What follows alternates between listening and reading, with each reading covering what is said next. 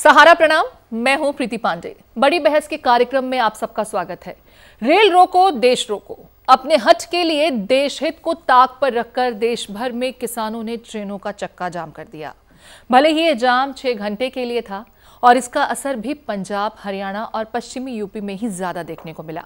बावजूद इसके नतीजे देश की रफ्तार पर जरूर पड़े। 150 से ज्यादा ट्रेनों को रोककर न सिर्फ मुसाफिरों को परेशान किया गया, बल्कि मालगाड़ियों को रोककर तमाम जरूरी सामानों की सप्लाई पर भी असर डाला गया। और इन जरूरी सामानों में वो कोयला भी है जिसे तय समय में बिजली घरों में पहुंचाया जाना है। रेलवे के आंकड़ों पर गौर करें तो एक इलेक्ट्रिक ट्रेन को शेड्यूल से 1 मिनट ज्यादा रोके जाने पर करीब 20,000 रुपए का नुकसान होता है और एक मालगाड़ी को रोकने पर करीब 13,000 रुपए। अब इस हिसाब से अगर आप अंदाजा लगाते हैं तो देखिए, किसानों ने एक मंत्री के इस्तीफे और गिरफ्तारी की मांग को पूरा कराने के लिए न जाने कितने मुसाफिरों को परेशान किया, जिनका लखीमपुर कांड से कोई लेना देना तक नहीं था। कितने लोग अपने जरूरी काम से घर से निकले थे और वो पहुंच नहीं पाए। उनका लखीमपुर की घटना से क्या सरोकार था? क्या इसका जवाब संयुक्त किसान संगठन देगा? सवाल यह भी है कि किसान आंदोलन के मंच पर एक दलित किसान की निर्ममता और बेरहमी से हत्या कर दी जाती है और किसान आंदोलन के नेताओं से लेकर देश का समूचा विपक्ष खामोश रहता है। लेकिन लखीमपुर की घटना सियासत के लिए मुफीद बैठती है, लिहाजा वहां आवाज उठाई जाती है। किसानों को घेराव करना ही था तो सरकार और सरकारी हुक्मरानों का करते। आम आदमी को परेशान करने से क्या? लेकिन आम आदमी को परेशान करने का काम तो किसान पिछले 11 महीने से कर रहे हैं, और वो भी कृषि कानूनों के नाम पर। सवाल यह है कि रेल रोकने से किसानों को क्या हासिल हुआ और क्या वो हासिल हो पाएगा जो वो चाहते हैं?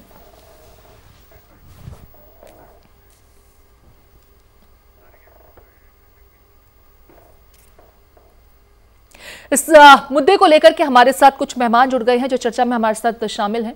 संजय सिंह जी बीजेपी से हैं, स्वागत है सर आपका। राहुल लाल जी हैं, पॉलिटिकल एनालिस्ट, वो भी हमारे साथ जुड़ गए हैं, स्वागत है राहुल जी आपका भी। किसान नेता पुष्पेंद्र सिंह जी भी हमारे साथ जुड़ गए हैं, स्वागत है सर आपका। कुछ ही देर में जगदीश शर्मा भी हमारे साथ होंगे। चर्चा को हम शुरू करते हैं। जगदीश जी हमारे साथ जुड़ गए हैं, स्वागत है जगदीश जी आपका भी। यहाँ पर सबसे पहले पुष्पेंद्र जी, जो सवाल उठता है इस रेल रोको आंदोलन के साथ में ही, वो ये कि ठीक है, मांग तो आपकी है कि अजय मिश्र टेनी को उनके पद से हटा देना चाहिए और उनकी गिरफ्तारी होनी चाहिए। मुझे समझ नहीं आता कि रेल रोकने से उनकी गिरफ्तारी कैसे सुनिश्चित होगी और उनकी बर्खास्तगी कैसे होगी? देखिए, लोकतंत्र में ये सारे हथियार उस निष्ठुर सरकार, जो न्यायप्रिय सरकार ना हो, उसके खिलाफ इस्तेमाल किए जाते हैं। अगर ये पहले दिन ही उसकी गिरफ्तारी, उसकी बर्खास्तगी, बापू बेटा दोनों को पकड़ देते, क्योंकि ये बहुत बड़ी घटना थी, बड़ी नृशंस घटना थी। जिस प्रकार से किसानों को जो प्रदर्शन करके शांतिपूर्ण तरीके से अपने घर लौट रहे थे, उनको पीछे से कुचला गया। आपने अपनी रिपोर्ट में इस चीज का जिक्र नहीं किया। कन्वीनियंटली आपने उसको भुला दिया कि भाई परेशानी है, जो लोग मर गए उनको कोई परेशानी नहीं है। बॉर्डर पे बैठे हुए 700 लोग मर गए, उनकी जान की कोई कीमत नहीं है। लेकिन रेलवे की 1 मिनट की कीमत 20,000 रुपए आपने आंक दी। सर 1 मिनट में रोकूं मैं आपको? क्या आवश्यकता है? पुष्पेंद्र जी 1 मिनट रोक रही हूँ क्योंकि आपने आरोप लगाया कि हम कुछ बातें भूल गए। यहाँ पर मेरे स्टेटमेंट के एंड में मैंने कहा था कि रोकना है, घेरना है तो सरकार को घेरिए, उनके दफ्तरों को घेरिए। रेल रोकने से, आम जनता को परेशान करने से क्या आपको वो मिल जाएगा जिस चीज की डिमांड आप कर रहे हैं? मुझे इसका जवाब दे दीजिए। शायद आपने भी मेरे स्टेटमेंट को ठीक से सुना नहीं। मैं बता रहा हूं ना, जो रेल रोकने का कार्यक्रम है ना तो पहली बार हुआ है इस लोकतंत्र में, ना आखिरी बार हुआ है। मुझे यही तो समझ नहीं आता था कि लोकतंत्र में आम जनता को क्यों भुगतना पड़ता है? आप पहले लोकतंत्र में आम जनता को क्यों भुगतना पड़ता है? सर उस ट्रेन में न मालूम कितने ऐसे जरूरतमंद लोग थे जिन्हें कहीं पहुंचना आज बहुत जरूरी था। आप अगर सफल मानते हैं अपने इस रेल आंदोलन को तो उन लोगों को भी तो जवाब देना आपकी जिम्मेदारी बनती है। क्या इस देश के नागरिकों के साथ में किसानों का कोई लेना देना नहीं है? आप प्रश्न पूछने के बाद पेशेंस के साथ जवाब सुनिए। जी, प्रश्न पत्र इतना होता है और उसके साथ आंसर शीट भी दी जाती है बड़ी, लिखने में आप देते नहीं है। मेरा कहना यह है कि लोकतंत्र में ये हमारा अधिकार है। यदि सरकार पहले दिन ही मान जाती तो कुछ भी नहीं होता। ये सरकार की जिम्मेदारी है कि सरकार इस तरह की हरकतें कर रही है। इस किस्म के आदमी को जो आपराधिक पृष्ठभूमि से आता है, हिस्ट्री शीटर रहा है, 302 के मुकदमे में जो अभी भी इसके ऊपर चल रहा है हाई कोर्ट में, और जो थ्रेट दे करके जो कह के 2 मिनट में देख लूंगा, वो ऐसी हरकत करता है, रौंद दिया जाता है। ये अंतरराष्ट्रीय स्तर की घटना हुई है, उसके बावजूद भी उसके ऊपर कोई कार्रवाई नहीं हो रही। तो ये लोकतंत्र में प्रेशर बनाने के पॉइंट्स हैं। और आपने कहा कि वहां आकर के घेर लीजिए, कहां जाके घेर रहे? दिल्ली के बाहर तो बैठे हैं, दिल्ली के अंदर तो आने नहीं देते ये हमें। और अगर इसी तरीके से वहां रोके रहेंगे, सारा देश तो रामलीला मैदान में प्रदर्शन कर सकता है, हम लोग दिल्ली के बाहर रहेंगे। ये लोग खूब रेल रोके, तब कोई प्रोग्राम नहीं होगा। आप कह रहे हैं कि ये देखिए लोकतंत्र में ये काम करने मतलब कुल मिलाकर के लोकतंत्र में भुगतना अगर किसी को पड़ता है तो वो आम जनता को ही पड़ता है। हम भी भुगत रहे हैं। अगर सरकार के साथ आपकी बातचीत नहीं होती है तो उसका खामियाजा आम जनता को भुगतना है। यही कहना चाहते हैं ना, उनके साथ कोई सरोकार नहीं है आपको। हम 10 महीने से वहां बैठे हुए हैं, हम भी आम आदमी हैं और देश की हम आधी आबादी है किसान। तो हमारे सुप्रीम कोर्ट का ऑब्जर्वेशन बीते दिनों आप लोगों को लेकर के था, शायद आपने सुना होगा, टिप्पणी भी सुनी होगी, जिसमें सीधे तौर पर उस आम जनता की मुसीबतों को भी आपने समझा होगा, जो लगातार बीते 11 महीने से उसी जाम से दो चार हो रहा है, रोज उसी जाम को लेकर के रोज जूझता है जो आपके द्वारा लगाया गया है। इत्तेफाक रखते हैं नहीं रखते हैं? इसका मैं बता देता हूँ। हम लोग रास्ता नहीं रोके हुए बैठे हैं, हम लोग रामलीला मैदान में जा रहे थे, रास्ता इन्होंने रोका है हमारा। आप आज अपील कर दीजिए कि भाई जाने दीजिए इनको रामलीला मैदान। जब बाकी लोग रामलीला मैदान में बाबा रामदेव से लेके अन्ना आंदोलन से लेके तमाम पॉलिटिकल रैलियों से लेके प्रदर्शनों से लेके वहां हो सकता है, तो हमारा आंदोलन भी वही होना चाहिए था। कि हम इस देश के नागरिक नहीं है क्या? हम रास्ते में अपनी मर्जी से नहीं बैठे हैं, रिपीट कर रहा हूं, अपनी मर्जी से नहीं बैठे हैं, इन्होंने रोका है रास्ता, हमने रास्ता नहीं रोका है। इसका मतलब जहां रास्ता रोका घर चले जाओ, आंदोलन खत्म, ऐसा देश नहीं चलेगा। ये तो सरकारों के लिए बहुत अच्छा बातों का जवाब संजय जी से ले लेते हैं। बीजेपी पार्टी से आते हैं और सरकार की नुमाइंदगी भी इनकी पार्टी कर रही है, तो उनसे जरा ले लेते हैं जवाब कि आखिर क्यों नहीं हो रही है सुनवाई। संजय जी, बातें आपने सुन ली हैं, नाराजगी उनकी भी अपनी जगह है कि 11 महीने से हम भी सड़क पर ही बैठे हैं, धूप बारिश सर्दी सब कुछ देख लिया, इस दरमियान कई किसान बेमौत मारे गए।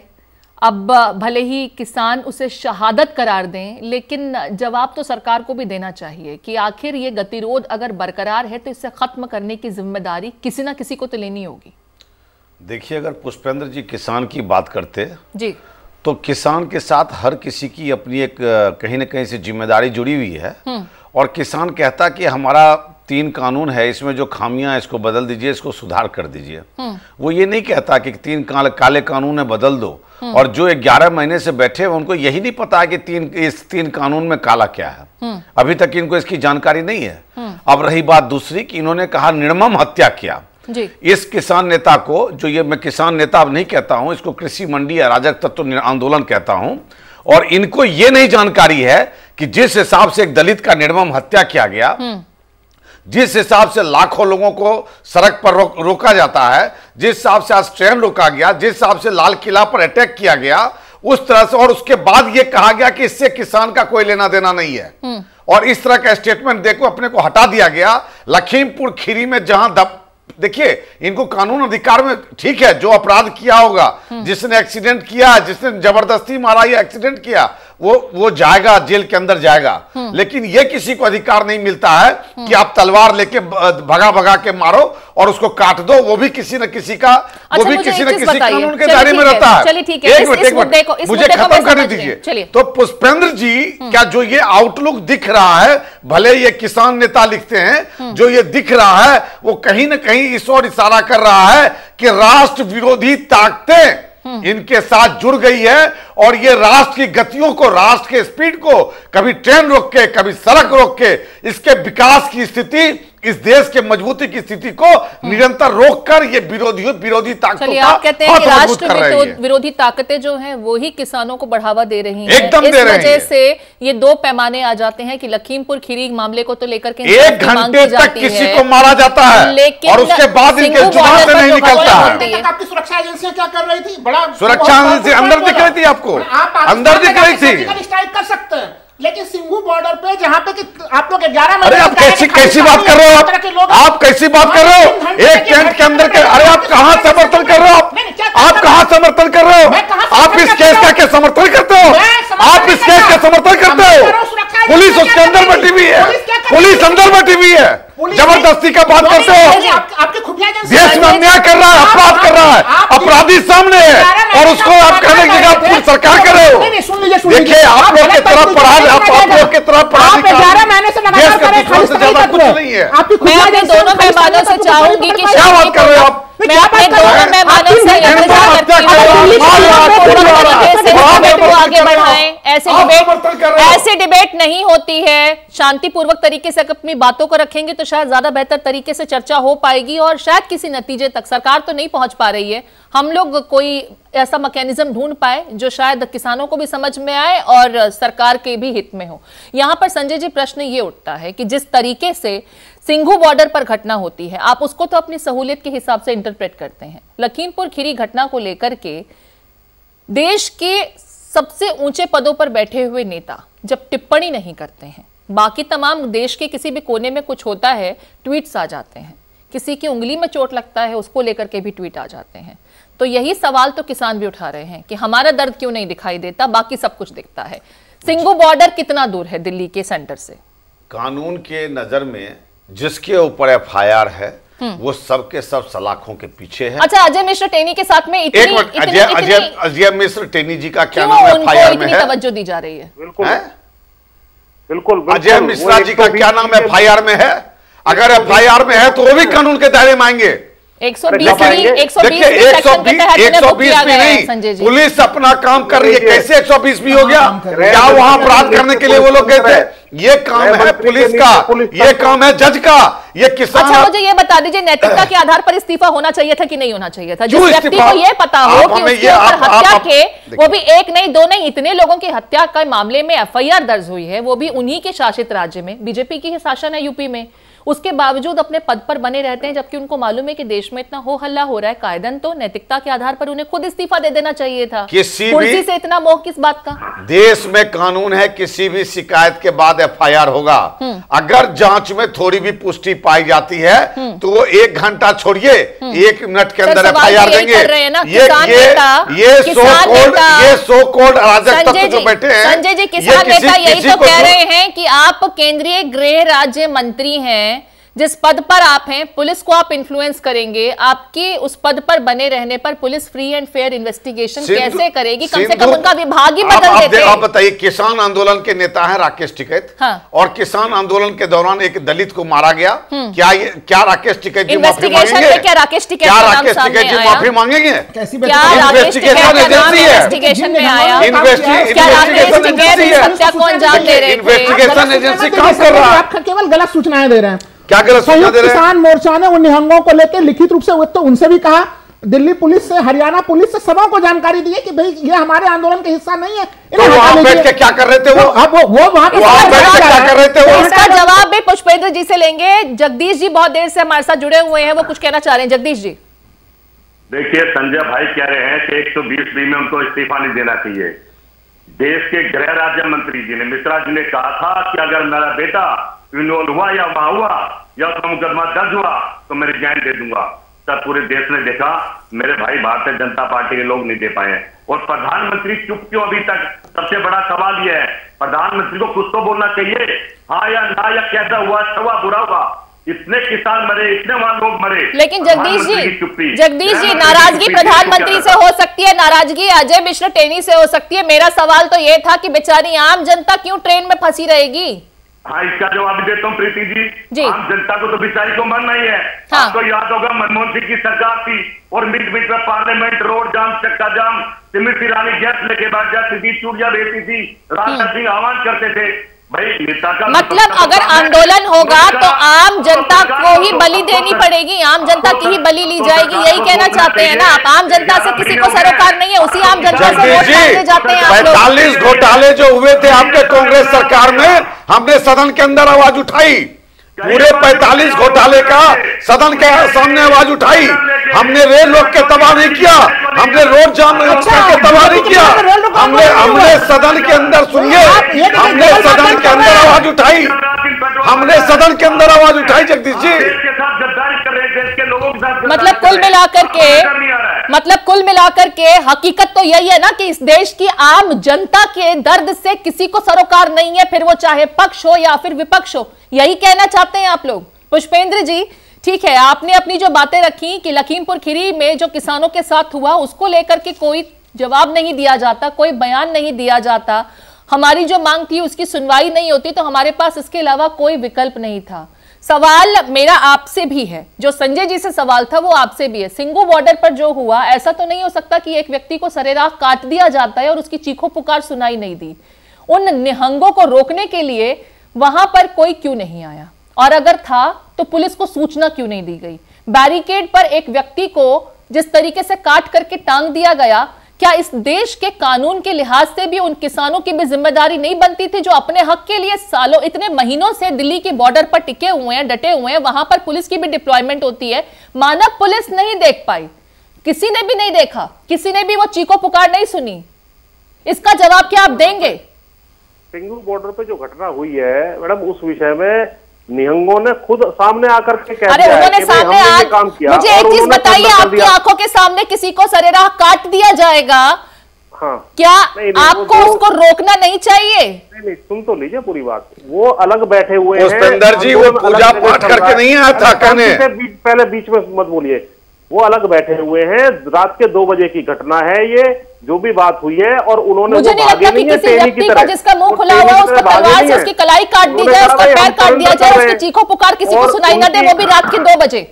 इतना शोर नहीं होता रात के 2 बजे। सुन लीजिए ना, वहाँ पुलिस भी रहती है, प्रशासन भी रहता है, LIU के लोग भी रहते हैं, ये उनका काम है, हमसे रिलेटेड नहीं है वो डायरेक्टली। वो वहाँ बैठे जरूर हुए हैं, लेकिन वो आंदोलन का हिस्सा नहीं है। मुझे ये कहना पड़ेगा कि फिर इस देश के आम नागरिक का भी आपके साथ कोई सरोकार नहीं है जब आप कहते हैं कि वो हमसे रिलेटेड नहीं है। तो पुलिस को किसी न किसी व्यक्ति ने इसमें इन्फॉर्म किया है, पुलिस वहाँ आई भी है बाद में। घटना गलत हुई है, इसके बारे में हमने कह दिया, जांच हो, पड़ताल हो, सजा दी जाए, लेकिन इनके मुंह से कभी नहीं निकल रहा। गृह राज्य मंत्री जिसके नीचे पूरा पुलिस तंत्र आता है, वो अपनी जांच में उस पुलिस से कैसे करवा लेगा? वो पहले दिन उसने कह दिया था मेरा लड़का नहीं है, अब कैसे गिरफ्तार हो गया उसका लड़का?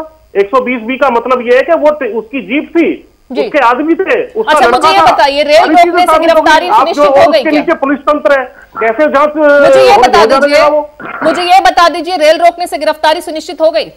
अब देखो ये बहुत बड़ा प्रश्न पूछा है आपने। लोकतंत्र और जीवंत लोकतंत्र के लिए निरंकुश सरकारों को सीधे रास्ते पे चलाने के लिए सड़कों पे उतरना पड़ता है, रेलें रोकनी पड़ती हैं। आप कोई राजनीतिक पार्टी है क्या? हो सकता है, देखो आप पुष्पेंद्र जी राजनीतिक पार्टी हैं या आप कहिए कि आप राजनीतिक पार्टी के नुमाइंदे हैं? आप कहिए कि आप राजनीतिक पार्टी के नुमाइंदे हैं? आप राजनीतिक पार्टी के नुमाइंदे हैं, बोलिए आप किसके इशारे पे बैठे हैं? आप उत्तर प्रदेश चुनाव, पंजाब चुनाव और हरियाणा चुनाव के बाद हट जाएंगे? गंभीर आप चुनावी तंत्र का हिस्सा है। संजय जी, मैं दोनों से चाहूंगी कि शांतिपूर्वक तरीके से इस चर्चा को बढ़ाएं। राहुल जी, यहाँ पर मुझे ये समझ नहीं आता कि आम जनता के दर्द से, तकलीफ से किसी को भी सरोकार नहीं है, फिर चाहे पुष्पेंद्र जी वापस आ रही हूँ, मैं आपकी भी बात को समझ रही हूँ। सरकार आपसे बात नहीं करती, किसान अपने दर्द को कहां लेकर के जाएं ये भी समझ में आता है, लिहाजा आप भी इतने महीनों से बॉर्डर पर टिके हुए हैं, वो बात भी, वो तकलीफ भी समझ में आती है और पूरा की पूरी हमदर्दी आपके साथ है। लेकिन उस आम जनता के भी मुद्दे को उठाना हमारा ही काम है, जिसकी कहीं कोई सुनवाई ही नहीं है, क्योंकि वो तो किसी भी पक्ष का हिस्सा ही नहीं है। मैं ये समझना चाहती हूँ कि ऐसे किसी गतिरोध में जो सबसे ज्यादा भुक्तभोगी है वो आम जनता है, यानी लोकतंत्र के नाम पर उसकी बलि ली जाती रहे, जो दरअसल सरकार को बनाने का काम करता है, वोट देता है। न सरकार उनकी सुध ले रही है, न किसानों को फर्क पड़ता है। राहुल जी, देखिए ये प्रश्न गंभीर है कि आम जनता का क्या होगा, लेकिन देखिए जब हम लोग नैतिक मापदंड स्थापित करेंगे तो नैतिक मापदंड स्थापित करते इसमें यह नहीं हो सकता कि पॉलिटिकल पार्टीज को तो विशेषाधिकार मिल जाए। भारतीय जनता पार्टी के लोग जब चाहें तब रेल रोको आंदोलन कर ले, और कोई दूसरा करे तो फिर कहीं कि नहीं नैतिकता का हनन हो गया, कांग्रेस के लोग कर ले। देखिए किसानों के पास ऑप्शन नहीं रहा, कोई तीसरा ऑप्शन होता, सरकार संवेदनशील होती तो ऐसी स्थितियां नहीं आती। बहुत ही एकदम प्रारंभिक मांग है ये। माननीय सर्वोच्च न्यायालय ने भी स्पष्ट रूप से कह दिया कि इस मामले की जांच कैसे कराएं। हम लोगों ने इतिहास में पहली बार देखा कि उत्तर प्रदेश से जो प्रतिनिधित्व कर रहे थे हरीश साल्वे साहब, जो वरिष्ठ अधिवक्ता हैं सुप्रीम कोर्ट में, उन्होंने खुद ही माना कि उत्तर प्रदेश की जांच सही नहीं है। और सुप्रीम कोर्ट ने जब कहा गया कि इसकी जांच CBI से करा ली जाए, तब माननीय सर्वोच्च न्यायालय के मुख्य न्यायाधीश ने कहा रमन्ना साहब ने कि भाई ये जांच कैसे सीबीआई से कराएं, क्योंकि सीबीआई तो फिर केंद्रीय गृह राज्य मंत्री को ही रिपोर्ट करेगी। तो ऐसे संवेदनशील मामले में वो पार्टी, जब जैन हवाला कांड आया था, देखिए केवल डायरी में नाम आ जाने के बाद लालकृष्ण आडवाणी जी ने इस्तीफा दे दिया था उस समय। अरे उस परिपाटी को चलाने वाले संजय जी आप लोग हैं, आपसे जनता की अपेक्षाएं अलग हैं। आपको त्वरित तौर पे इन मुद्दों को सॉल्व करके इस्तीफा लेके जगदीश जी का भी फीडबैक लूंगी, जगदीश जी का भी फीडबैक लूंगी, फिर संजय जी से इसका जवाब चाहेंगे। जगदीश जी, सवाल तो पूछे मैडम। सवाल यही है कि ठीक है, आप जिस तरीके से सरकार के साथ एक मुद्दे को लेकर, एक विषय को लेकर के कोशिश कर रहे हैं कि सुनवाई हो जाए, सुध ले ली जाए, आप किसानों की तरफ से जिस तरीके से आवाज उठाने का काम कर रहे हैं, लखीमपुर खीरी घटना को लेकर के आप चाहते हैं कि किसानों के साथ और पीड़ितों के साथ इंसाफ हो, वो बात समझ में आती है। लेकिन जिस तरीके से विरोध का आप लोग तरीका अख्तियार कर रहे हैं, उसमें दरअसल भुक्तभोगी तो आम जनता हो जाती है। क्या कोई और तरीका नहीं है विरोध का जिसमें आम जनता को बख्शा जा सके, उन्हें स्पेयर किया जा सके? देखिए प्रीति जी, आम जनता में हम भी हैं, मैं भी रास्ते में जाता हूँ, घूम घूम के जाना पड़ता, 10 बार दुखी हुए, परेशान रहे। ये समस्या तो सरकार को थोड़ी सी लंबी लड़ाई थोड़ी ना चाहिए। हमारे कैमरे तरह तरह के उन्होंने प्रोपेगेंडा करे, धरने प्रदर्शन करे, हमने इनकी बात को मानना जो जाए थी, मानना चाहिए। हम विपक्ष के नेता हैं, हम कोई दुश्मन थोड़ी हैं। अच्छी बात कहेंगे, प्रधानमंत्री को सोचना चाहिए भाई कोई गलती इंसान से होती है, प्रधानमंत्री भगवान तो है नहीं कि 3 कानून बना दिया उनको पीछे हटेंगे। ये कहते हैं कि 2 साल रोक देंगे, 3 साल रोक देंगे, ये कैसी राजनीति है भाई? किसान जैसा चाहता वैसा कर दो, फिर अगली सरकार। अच्छा, मुझे एक चीज बताइए, जगदीश जी एक चीज मुझे बताइए, 26 जनवरी को इसी साल जो कुछ हुआ था किसान आंदोलन के नाम पर, क्या उसके बाद आप या किसान नेता या देश की कोई भी अन्य पार्टी खुद को शर्मसार महसूस करती है? 26 जनवरी के रोज जो कुछ हुआ, लाल किले पर जो कुछ हुआ, क्या हम शर्मिंदा हैं? उसके बाद आपको लगता है कि किसानों को आंदोलन करने के लिए सीमा के भीतर आने दिया जाता? जिस तरीके से इनके आंदोलन को हाईजैक किया गया था और जो कुछ हुआ था, आपको लगता है कि लॉ एंड ऑर्डर के लिहाज से और राजधानी दिल्ली की सुरक्षा व्यवस्था के लिहाज से ऐसे किसी भी आंदोलन को आगे करने देने की इजाजत दी जा सकती थी? क्या ये तर्कसंगत लगता है आपको?